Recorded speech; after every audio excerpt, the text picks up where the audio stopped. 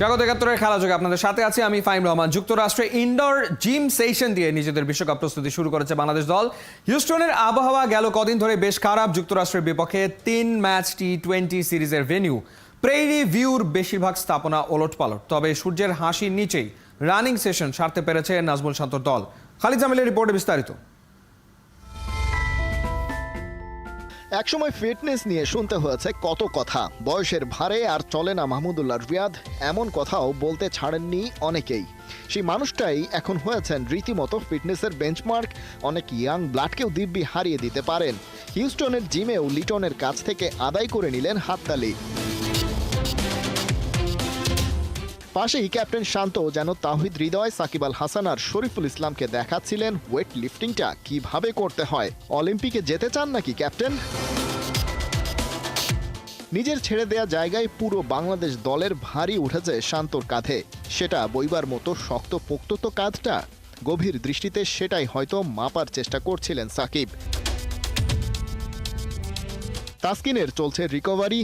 Gym সেশনে তাই ফিজিওর অধীনে টাইগার পেসারের সাবধানী মুভ। ওদিকে তানজিম সাকিব আর রিশাদ হোসেন যেটা করলেন অনায়াসে, মুস্তাফিজ সেখানে হারালেন খেই। তবে দ্য ফিজকে ঠিকঠাক ব্যবহার করতে পারলে কাটার মাস্টার যে প্রতিপক্ষের হাঁটু কাঁপিয়ে দিতে পারেন সেটা তো আইপিএলে প্রমাণিত। কিন্তু হিউস্টনে বাংলাদেশ দল ইনডোরে কেন? যেদিন তারা এই শহরে ল্যান্ড করে আবহাওয়া ছিল বেশ খারাপ।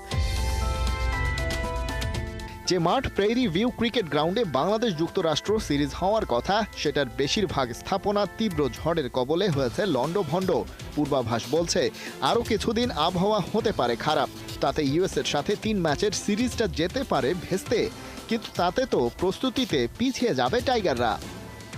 শঙ্কার এমন কালো মেঘের ভেতরেই একটু আশার আলো। বাংলাদেশ দলকে ফিটনেস ট্রেনিংয়ে ব্যস্ত দেখা গেল আউটডোরেও। তখন তাদের ওপরে ঝকঝকে নীল আকাশ। অবশ্য আমেরিকার আবহাওয়াই এমন, পরের মুহূর্তের কোনো ভরসা নাই। তবে এই বাংলাদেশ দলটার ওপর ঠিকই ভরসা করে আছে ১৬ কোটি সমর্থক। খালিদ জামিল, ৭১। ২ বছর আগে চোট, আবার মাথা চারা দিয়ে উঠেছে। অপারেশনটাই নাকি ঠিকঠাক হয়নি নুরুল হাসান সোহানের। তাই বিদেশি ভালো ডাক্তার খুঁজছে বিসিবির মেডিকেল টিম। সোহান বলছেন আঙুলের অবস্থা ১০-২০% উন্নতি হলেই খেলায় ভালো প্রভাব পড়বে। আসন্ন বিশ্বকাপে হৃদয় জ্যাকেটদের নিয়েও বড় আশা করছেন এই উইকেট কিপার ব্যাটার। সাইফুল রূপকের report. Nurul Hasan Sohan sir Don Bradman থেকে খুব একটা পিছিয়ে নেই। টেস্ট ক্রিকেটে অস্ট্রেলিয়ান গ্রেটের গড় ৯৯.৯৪। লাল সবুজ জার্সিতে ওডিআইতে সোহানের অ্যাভারেজ ৮২.৫০। তবুও সোহান উপেক্ষিত। দেশ সেরা কিপার ঘরোয়া ক্রিকেটে ব্যাটের ঝলক দেখিয়েও জাতীয় দলে অনিয়মিত। বছর দুয়েক আগে জিম্বাবুয়ে সফরে বাহাতে তর্জনীতে চোট পান। সিঙ্গাপুরে অপারেশন করে নিয়মিত খেলে গেছেন ক্রিকেটটা। যদিও নতুন করে আবারও ব্যথা অনুভব হচ্ছে, আঙ্গুলটা ফুলেও গেছে সোহানের। ২০২২ সালে জিম্বাবুয়েতে ক্যাপ্টেন ছিলেন, তখন শেষ ম্যাচটার আগে চোট পেলেন। সেটা আসলে ইনজুরিটা মনে হয় আপনাকে ভোগাচ্ছে অনেকদিন ধরেই। ন্যাশনাল টিমের হয়ে যে অবস্থায় ছিলাম ওই সময় খুব ভালো ফর্মে ছিলাম। আমার জন্য একটা টার্নিং পয়েন্ট। অবশ্যই এখন ওইটা নিয়ে কাজ করছি যাতে আবার নিজেকে ওইভাবে ব্যাক করতে পারি, এবং অবশ্যই আশা করব ভালো কিছু করার। এই জুলাইতে তো প্রায় 2 বছর হয়ে যাবে। ঘটনাটা আসলে কি হয়েছে, মানে কেন আসলে রিকভারি হচ্ছে না, বা আনসাকসেসফুল কেন আসলে অপারেশনটা, কি সমস্যা হয়েছে? না, ওইটা আসলে ওইটা নিয়ে আবার ডক্টর দেখাবো। ওই সময় লাগার পরে সার্জারি করা হয়েছিল, এটা আমি আবার নিজেও ডক্টর দেখানোর চেষ্টা করছি। বাট আলহামদুলিল্লাহ আমি যেটা বললাম যে এইভাবেই আসলে খেলতে হবে, তো এটা পার্ট অফ গেম। ডাক্তাররা কি বলে আসলে, মানে যোগাযোগ করছি, এখন আসলে কোনো ফাইনালি পাওয়া যায়নি। বাট ইনজুরি থাকবে প্লেয়ারদের লাইফে, এটা স্বাভাবিক, এবং এটা নিয়ে আসলে ক্যারি করতে হবে। প্রো লিগ শেষ হলো, গত 2 সিজনও তো খেললেন। মানে আপনি কি জানতেন যে মোটামুটি ঠিক হয়ে গেছে আঙ্গুল, নাকি আবার নতুন করে এটা দেখা দিচ্ছে কোনটা? না, এটা আসলে এভাবে খেলতে হবে নর্মালি। হয়তো দেখা যাক কি হয়। যদি এর থেকে একটু বেটার হয়, ওইটার চেষ্টাই করতেছি যে 10-20% বেটার হলেও হয়তো আমার জন্য বেটার হবে। গ্লাভস হাতে বরাবরই অসাধারণ।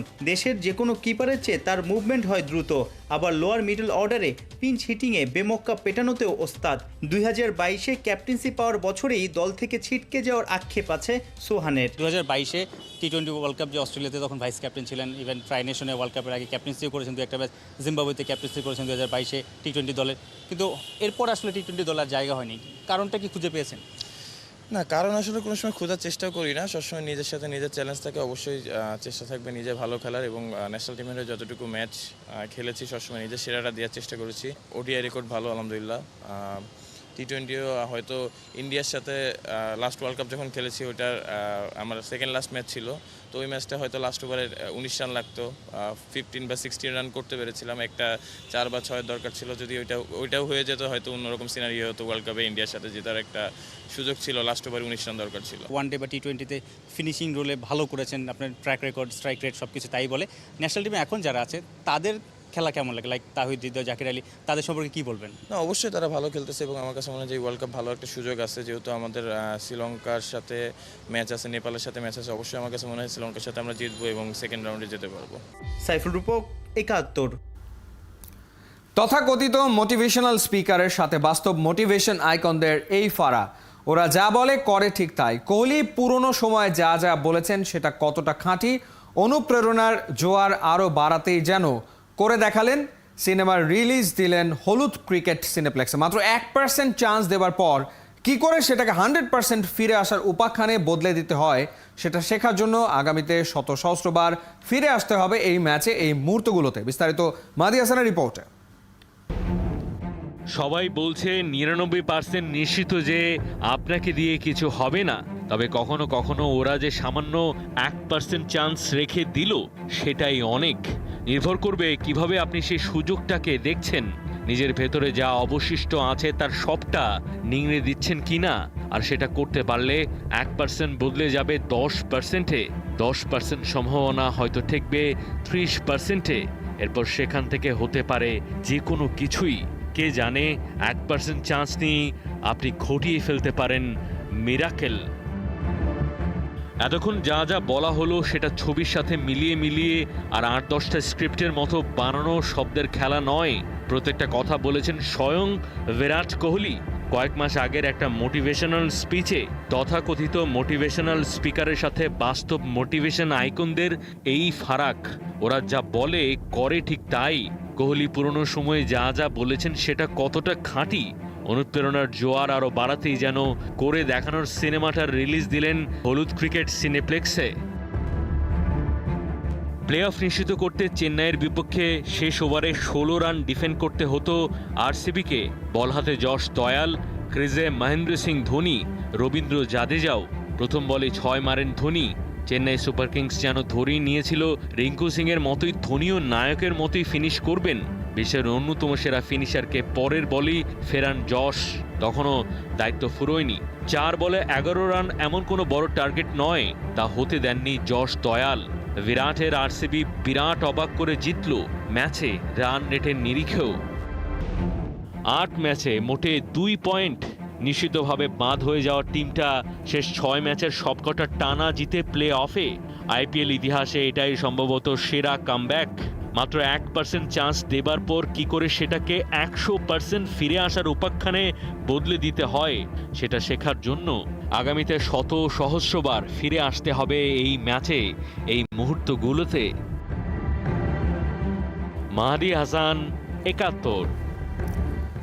আইপিএলের সবচেয়ে রোমাঞ্চকর ম্যাচে রয়্যাল চ্যালেঞ্জার্স বেঙ্গালুরুর বিপক্ষে হেরে বিদায় নিল চেন্নাই সুপার কিংস। এরপরই উঠেছে আলোচনা, ধোনি কি খেলে ফেলেছেন তার শেষ ম্যাচটা। ফিটনেস, বয়স সবকিছুই দিন দিন হচ্ছে লাগাম ছাড়া। আগামী মৌসুমেও কি পারবেন ধোনি 22 গজে নামতে? সমর্থকরা বলছে আরও একটা সিজন খেলা উচিত মাহির। কোহিনুর কর্ণা রিপোর্ট।